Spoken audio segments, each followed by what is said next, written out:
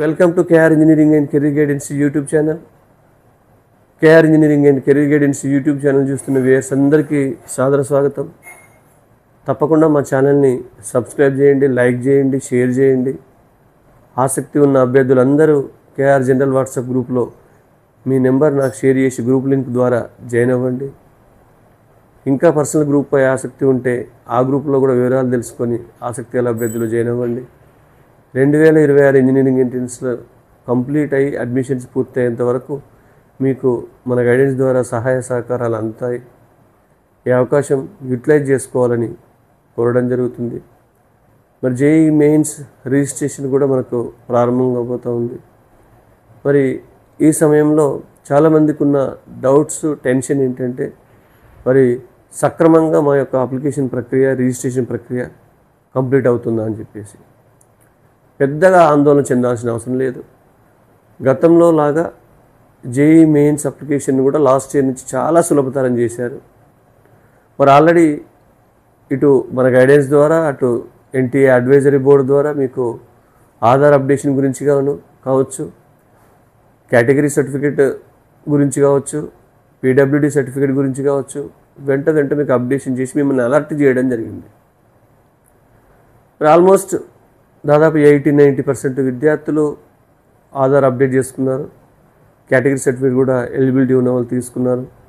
PWD ఉన్న వాళ్ళు కూడా అప్డేట్ చేసుకోవడం జరిగింది. మరి ఇప్పటికీ ఎందుకు పేరెంట్స్లో టెన్షన్ అంటే చాలామందికి ఒక భయం ఎలా ఉండిపోయిందంటే మరి నిజంగా ఎస్ఎస్సి మెమో ప్రకారం ఆధార్లో ఉన్న వివరాలు మ్యాచ్ అవునట్టయితే, అంటే మిస్ మ్యాచ్ అయితే మరి నిజంగా మా ఫామ్ రిజెక్ట్ అయిపోతుందా అనేది చాలామందిలో డౌట్స్ ఉన్నాయి. మరి చిన్న కారణాలకు కూడా మీ యొక్క ఫామ్స్ రిజెక్ట్ అయితే కాకపోవచ్చు. ప్రధానంగా ఈ మిస్ మ్యాచ్ విషయంలో గత జేఈ మెయిన్స్ సమయంలో కూడా ఎన్టీఏ వాళ్ళు ఒక అవకాశం ఇచ్చారు. అంటే మీకు ఒకవేళ ఇప్పటికీ ఇంత సమయం ఇచ్చినప్పటికీ 10వ తరగతి వివరాల ప్రకారం ఆధార్లో కనుక మీ వివరాలు లేనట్లయితే, మిస్ మ్యాచ్ అయినట్లయితే మళ్ళొకసారి సరిదిద్దుకునే అవకాశం అయితే వాళ్ళు ఇస్తారు.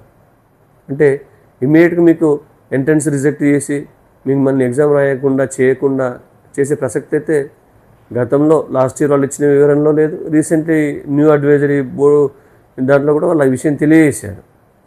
మిస్ మ్యాచ్ వాళ్ళకి మీరు మీ ప్రాసెస్ అంటే దాన్ని మ్యాచ్ చేసుకోవాల్సిన అవసరం, అంటే సరిగా వివరాలు ఉండాల్సిన అవసరాన్ని గుర్తు చేస్తూనే మరొక అవకాశం ఇచ్చే అవకాశాలు అయితే అప్లికేషన్ రిజెక్ట్ కాకుండా వాళ్ళు అప్లై చేసుకోవడానికి అవకాశం అయితే తప్పకుండా ఇస్తారు. ఏ చిన్న కారణాలతో ఒక లెటర్ తప్పు ఉందనో లేదా మిగతా కారణాలతో అయితే రిజెక్ట్ అయ్యారు, ప్రధానంగా మిస్ మ్యాచ్ విషయంలో. బట్ కేటగిరీ సర్టిఫికేట్ లేకపోతే, నెంబర్ మీరు ఎన్రోల్ చేయకపోయినా, మరి పీడబ్ల్యూడీ ఎలిజిబిలిటీ ఉన్న వాళ్ళు పీడబ్ల్యూడీ ఎన్రోల్ చేయకపోయినా, కేటగిరీ సర్టిఫికేట్ లేటెస్ట్ కాకుండా ఎప్పటిదో పాతది పెట్టినా, లేదా కేటగిరీ సర్టిఫికేట్ ఓబీసీ ఎన్సీఎల్ వాళ్ళు ఓబీసీ ఎన్సీఎల్ పెట్టకుండా బీసీ సర్టిఫికేట్ లాంటివి పెట్టినా, ఈడబ్ల్యూఎస్ వాళ్ళు ఎలిజిబిలిటీ లేకపోయినా ఈడబ్ల్యూఎస్ ఫాల్స్ ఇన్ఫర్మేషన్తో పెట్టినా మీ యొక్క ఫామ్స్ రిజెక్ట్ అయ్యే అవకాశం అయితే ఉంటుంది. ఇది కూడా జనరల్గా రిజెక్ట్ అయితే చేయరు. 99% ఏంటంటే మీ యొక్క కేటగిరీ సర్టిఫికేట్ పట్ల వాళ్ళు సంతృప్తి చెందకపోతే మీకు జనరల్ కేటగిరీగా పరిగణింపబడతారు. కాబట్టి మరి అవకాశం ఉంది కదా అని చెప్పి మనం స్కిప్ కాకుండా డెఫినెట్గా మనం అప్డేట్ చేసుకోవాల్సిన అవసరం ఎంతైనా ఉంది. జేఈ జోసా కౌన్సిలింగ్ అయిపోయిన తర్వాత చివరి నిమిషం వరకు, అంటే మనకు ర్యాండమ్ వెరిఫికేషన్ ఇక్కడ అయిపోయినా మళ్ళీ ఫైనల్ వెరిఫికేషన్ మనకు ఇన్స్టిట్యూషన్లో ఉంటుంది. అప్పుడు రిజెక్ట్ అయిన వాళ్ళు కూడా ఉన్నారు. అప్పటి వరకు సరిగ్గానే వెళ్ళి అప్పుడు రిజెక్ట్, అంటే మన దగ్గర ఆ సంఖ్య అసలు చాలా లేదు, ఎందుకంటే మనం ఎప్పటికప్పుడు అప్డేట్ చేస్తున్నాం కాబట్టి మన గైడెన్స్లో జరిగి బయట చాలామంది అక్కడ ఫాల్స్ పీడబ్ల్యూడీ కొంత పర్సంటేజ్ మిస్టేక్ ఉన్న వాళ్ళు చాలామంది రిజెక్ట్ చేయడం జరిగింది అక్కడ.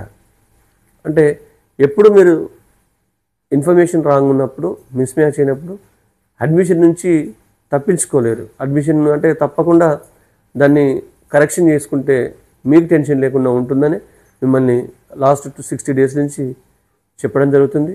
ఎన్టీఏ వాళ్ళు కూడా తొలిసారిగా 2 సార్లు వాళ్ళు advisory NTA update advisory board అలా అంటే మీకు ఇన్ఫామ్ చేయడం జరిగింది ఎన్టీఏ వాళ్ళు కూడా. కాబట్టి దీన్ని ఒక ప్రాధాన్యం గల అంశంగా గుర్తుంచుకొని అన్నీ అప్డేట్ చేసుకోవాలని ఆస్పిరెంట్స్ని కోరడం జరుగుతుంది.